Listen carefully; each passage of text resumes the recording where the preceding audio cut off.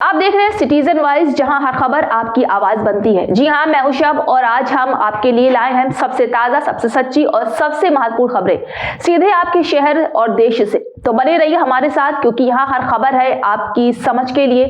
Middle east इस समय एक बड़े कूटनीतिक मोड़ पर खड़ा है, जहां दशकों से दुश्मनी में उलझे इजराइल और लेबनान के बीच अब ऐतिहासिक शांति वार्ता शुरू होने की तैयारी है।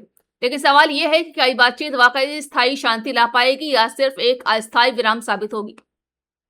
दरअसल हाल के दिनों में इजराइल द्वारा लेबनान की राजधानी बेरूत समेत कई इलाकों पर भारी बमबारी की गई, जिसमें सैकड़ों लोगों की मौत हो गई।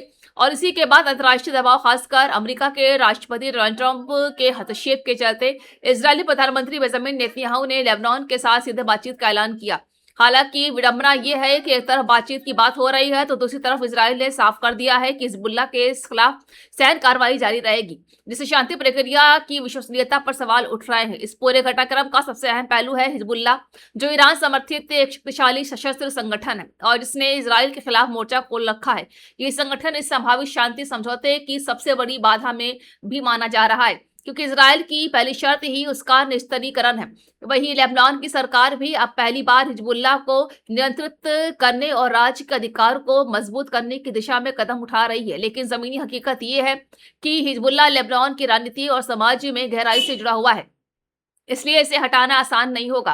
अब बात करते हैं अमेरिका और ईरान के समीकरण की, जहां हाल ही में एक नाजुक सीजफायर हुआ, जहां डोनाल्ड ट्रंप ने मध्यस्थता करके संभव बनाए। लेकिन ये संघर्ष अभी भी पूरी तरह खत्म नहीं हुआ और लेबनान में जारी हिंसा इस सीजफायर को कमजोर कर रही है। ईरान का आरोप है कि लेबनान भी इस समझौते का हिस्सा था, जबकि अमेरिका और इजराइल इसे अलग मामला बता रहे हैं। यह विवाद अब पूरे क्षेत्र में इतना बढ़ गया है। इतना ही नहीं, ईरान ने चेतावनी दी है कि अगर लेबनान पर हमले नहीं रुके तो वो स्टेट ऑफ हॉर्मुज को बंद कर सकता है, जो दुनिया की तेल आपूर्ति के लिए बेहद अहम है। यानी ये संकट सिर्फ क्षेत्रीय नहीं बल्कि वैश्विक आर्थिक स्तर पर भी असर डाल सकता है। इस बीच पाकिस्तान, यूरोप और संयुक्त राष्ट्र जैसे कई देश और संगठन इस वार्ता को सफल बनाने की कोशिश में लगे हुए हैं। लेकिन जमीनी हालात बेहद जटिल है, क्योंकि एक तरफ इजराइल अपनी सुरक्षा को लेकर आक्रामक है, दूसरी तरफ हिजबुल्लाह और उसके पीछे खड़ा ईरान पीछे हटने के तैयार में नहीं है। ये थी आज की ताजा खबरें। अगर आपको हमारी रिपोर्ट पसंद आई हो तो लाइक करें, शेयर करें और हमारे चैनल सिटीजन वाइज को सब्सक्राइब करना ना भूलें। मैं हूं शब और हम फिर मिलेंगे अगली खबरों के साथ, सीधी, साफ और आपकी आवाज के लिए। तब तक जुड़े रहिए सिटीजन वाइज।